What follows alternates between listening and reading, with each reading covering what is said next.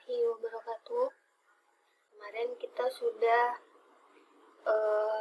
mengenal DFD ya, dan kemarin juga sudah kita contohkan DFD level 0 atau bisa juga disebut dengan diagram konteks. Kemarin studi kasusnya itu adalah sistem informasi manajemen perpustakaan, di mana eksternal entity-nya itu adalah ada anggota, kemudian ada juga petugas.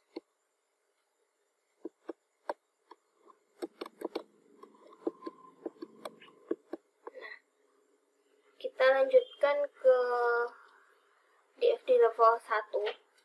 Jadi ketika DFD ini nih,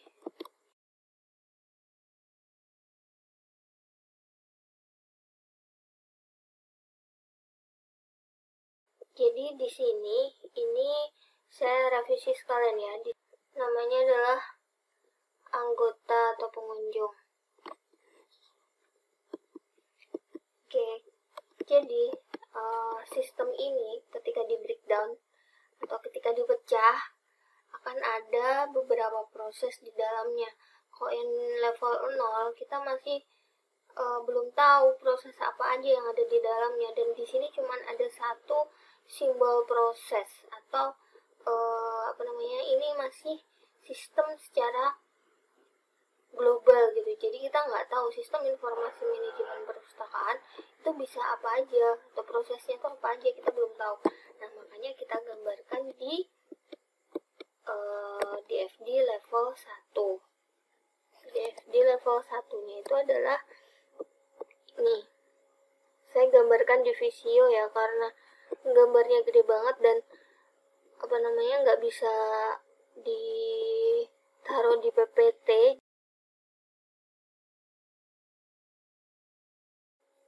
Jadi saya langsung tampilkan yang versi Visionya saja. Gedean.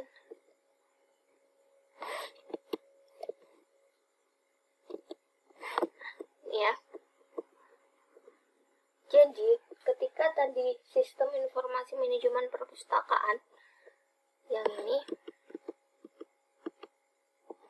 kita breakdown, kita pecah di dalamnya itu ternyata ada beberapa proses. Ada, kita hitung ya, mencari pustaka, mengelola peminjaman, mengelola anggota, mengelola petugas, login, logout, sama memeriksa status login. Oke, jadi di sini ada 8 proses. Nah, untuk penggambarannya sendiri silahkan diamatin ya. Anggota atau pengunjung tadi yang saya revisi, di situ tulisannya anggota atau pengunjung perpustakaan. Kemudian di sini adalah petugas perpustakaan. Jadi masih konsisten, ada 2 external entity yang terlibat nantinya. Kemudian tadi proses sudah kita hitung ada 8, dan di sini juga ada data store atau penyimpanan. Kita hitung ya, ada pustaka, pengarang, peminjaman, kemudian ada anggota, telepon, dan petugas. Ada 6 data store. Jadi kalau dibuat database seperti itu, nanti bakal ada tabel-tabel itu ya, mulai dari tabel pustaka, pengarang, dan seterusnya. Kayak gitu. Dari sini masih bisa dipahami ya. Nah, kita lanjutkan. Kemarin kita sudah belajar bahwa yang mengalir dalam data flow diagram atau dalam DFD itu adalah data. Jadi ini garis miring yang saya aktifkan ini ya. Ini yang saya aktifkan. Semua ini adalah data. Termasuk yang ini yang petugas, ini yang mengarah ke petugas ataupun mengarah ke sistem. Semuanya intinya adalah data yang mengalir dalam data flow diagram, itu adalah data. Oke, kita lanjutkan dulu. Nah, di sini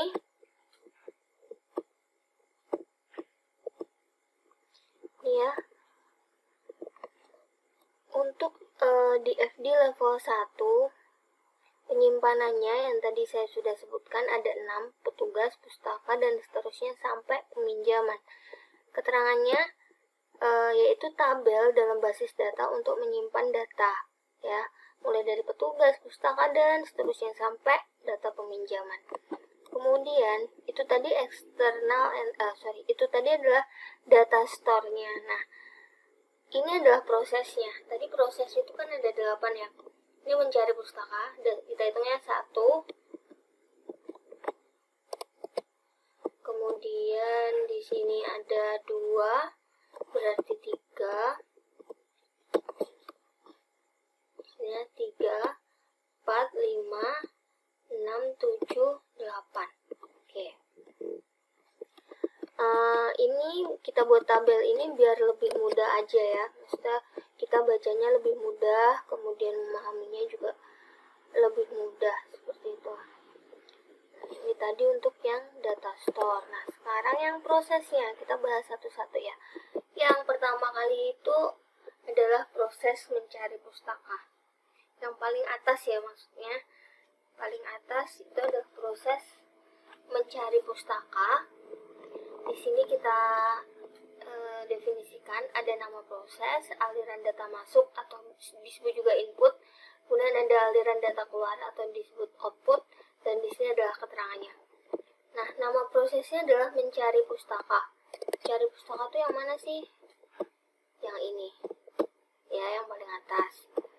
Kemudian aliran data masuk. Aliran data masuknya yang mana? Ya, berarti yang mengarah ke sistem. Tanda panah yang mengarah ke sistem itu adalah input. Berarti ini ada pencarian pustaka, ada dari data store ke sistem ada pengarang pustaka, ada juga pustaka tanpa pengarang. Kemudian dari petugas ada juga pencarian pustaka. Kita lihat di sini. Ya, ada pencarian pustaka. Kemudian di sini ini saya bedakan jadi 2 ya. Yang simbolnya ini adalah dari external entity. Ini inputan dari external entity. Yang ini adalah inputan dari data store. Nah, kemudian aliran data keluarnya apa? Pustaka. Kita lihat nih. Ini dari sistem, aliran data yang mengalir dari sistem ke external entity ada pustaka. Di sini juga ada pustaka. Gitu ya. Nah, kemudian keterangannya maksudnya keterangan ini adalah jadi di proses ini external entity-nya bisa ngapain aja sih? Kita lihat. Petugas atau pengunjung perpustakaan, ya maksudnya tadi ya, anggota atau pengunjung dapat melakukan pencarian pustaka dengan memasukkan data pencarian, misalnya kata kunci dan kategori pencarian, dan menghasilkan data pustaka hasil pencarian. Jadi di pertemuan sebelumnya saya contohkan, misalkan kita tuh datang ke perpustakaan atau mungkin lagi di Gramedia kayak gitu, kita mau melihat katalog ya, katalog digital.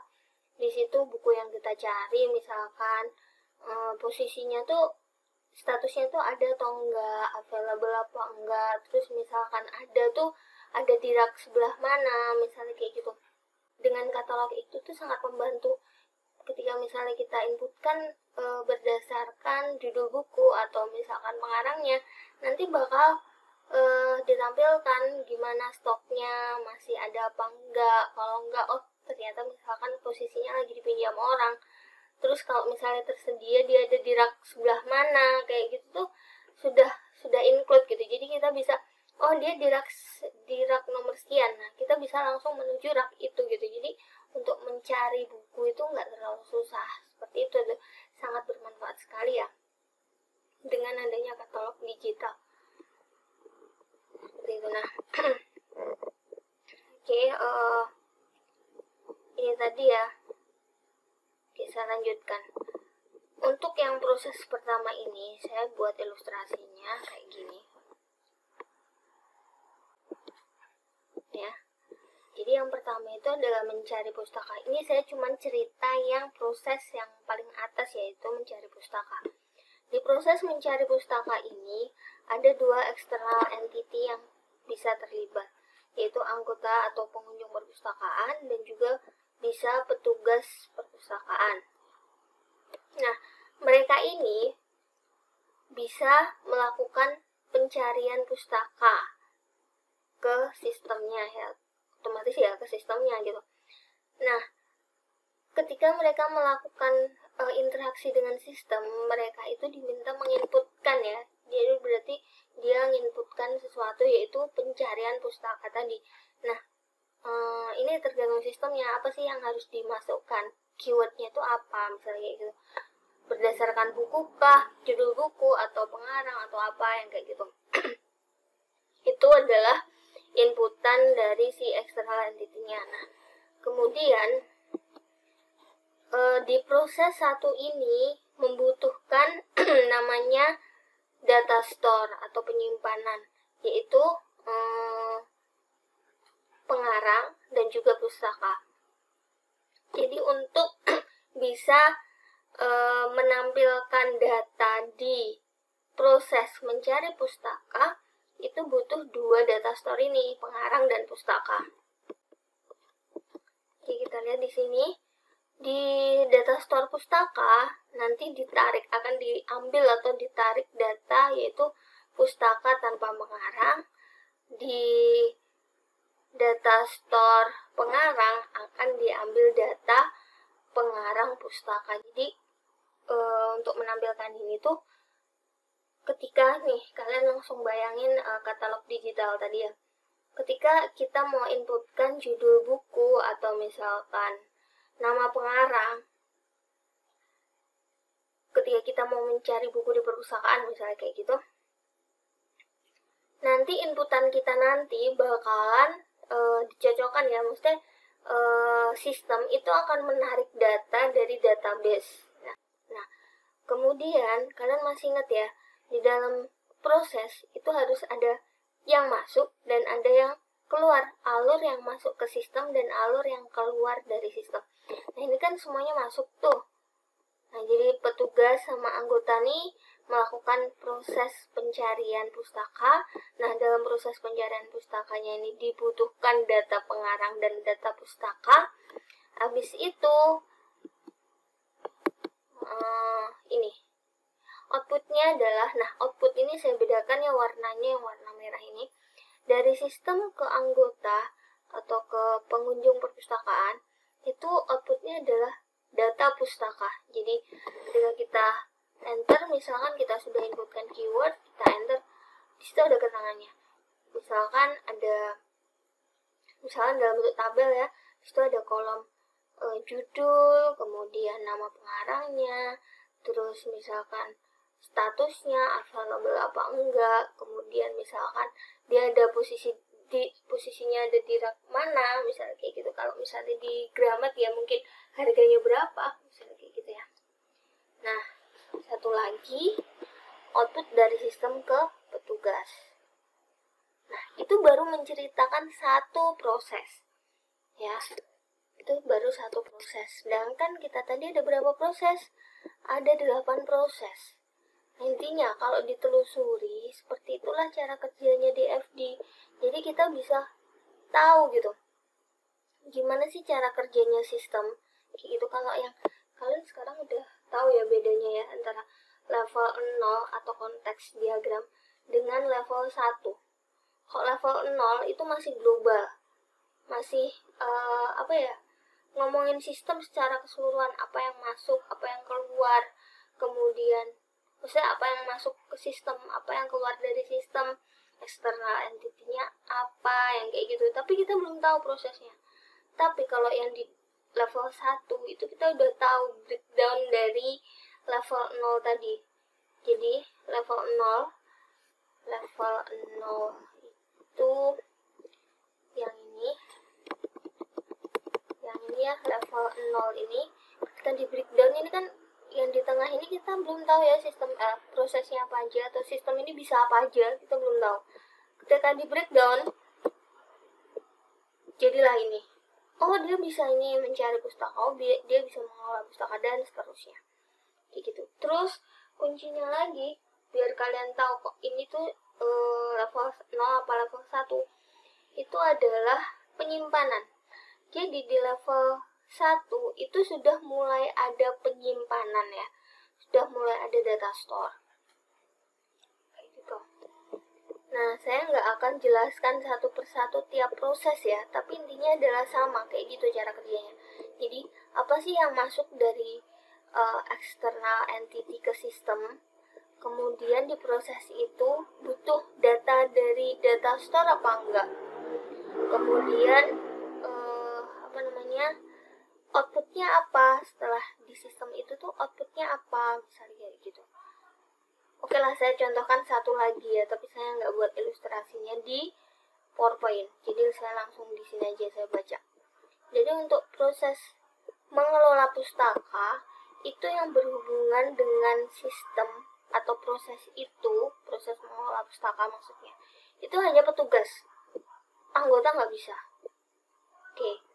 Jadi di dalam proses mengelola pustaka, nih misalkan nih ya, nih mengelola pustaka.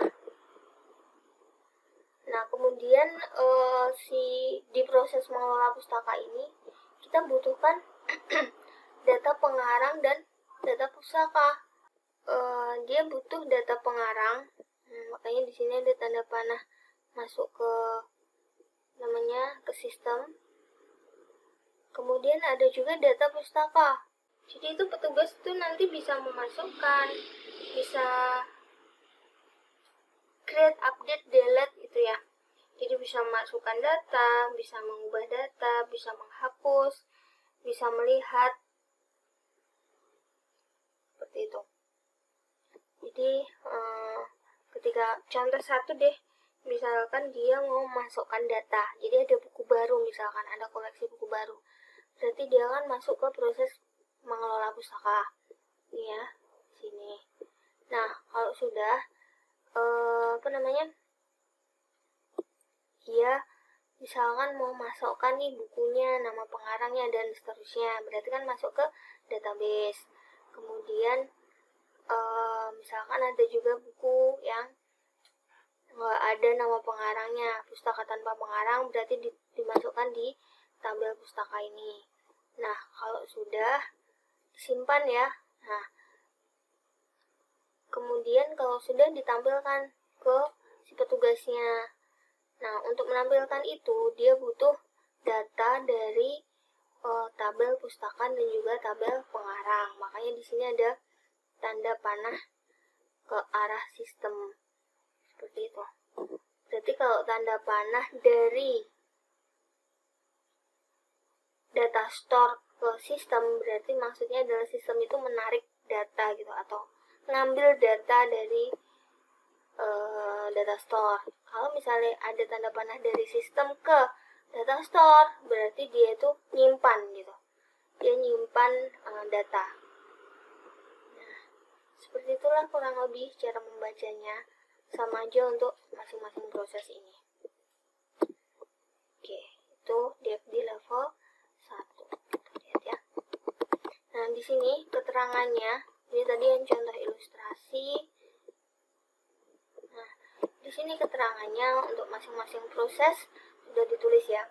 Ini ada proses login. Nah, ini adalah inputan yang dari external entity ya ke sistem.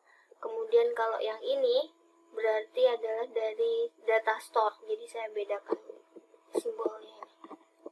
Nah, ini ada masing-masing ada aliran data masuk, aliran data keluar, dan juga keterangannya masing-masing.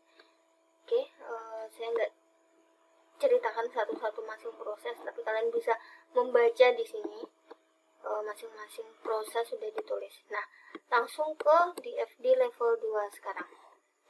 Sebelumnya kita baca dulu ya. Sebuah proses dalam DFD dengan level paling tinggi akan menjadi sebuah fungsi atau prosedur dalam kode program aplikasi komputer.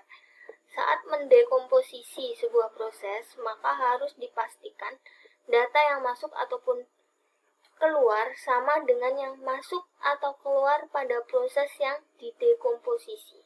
Maksudnya seperti apa sih? Nah, kita ambil satu proses nih ya. Kita sekarang udah ngomongin yang level 2. Jadi level 2 itu adalah level 1 yang di breakdown atau level 1 yang didetailkan. Untuk contoh yang saya bahas ini adalah proses mengelola pustaka yang bakal didetailkan. Ini sesuai dengan kasus kita tadi. Nah, kemudian pas kita mau membuat di FD level 2, di level 2-nya adalah ini. Jadi ini lingkaran yang di tengah ini nih, prosesnya mengelola pustaka. Jadi kalau didetailkan itu ada ini loh, yaitu memasukkan pustaka, mengubah pustaka, menghapus pustaka, dan juga melihat pustaka. Kita lihat dari mana? Kita lihat dari sini nih. Nah, yang di tabel ini. Jadi mengelola pustaka itu ada data pustaka, ada data status login, ada pengarang pustaka, ini berarti yang dari data store arahnya. Kemudian keterangannya adalah petugas perpustakaan dapat memasukkan, mengubah, menghapus, melihat data pustaka jika telah melakukan login. Oke. Ini tadi bisa melakukan 4 hal ini. Nah, jadi semuanya itu berkesinambungan ya. Jadi kita buat dulu diagram level 0. Kalau sudah di breakdown di level 1, kalau level 1 kita butuh detailkan, berarti kita buat level 2. Nah, ini contoh yang proses mengelola pustaka. Jadi mengelola pustaka ini ketika di breakdown ada 4 proses ini. Masukkan pustaka, mengubah pustaka. Nah, tadi yang dibilang ya, saat mendekomposisi sebuah proses, maka harus dipastikan data yang masuk ataupun keluar sama dengan data yang masuk atau keluar pada proses yang didekomposisi. Maksudnya ini nih, input output yang ada di sini harus sama. Tuh, ini nih input output yang ada di sini harus sama dengan yang ada di sini. Kayak gitu. Oke, bagaimana kira-kira? Paham ya? Untuk yang di FD baik level 1 maupun level 2. Jadi level 2 ini adalah breakdown dari proses yang ada di level 1. Kayak gitu. Nah, kemudian di sini ada catatan.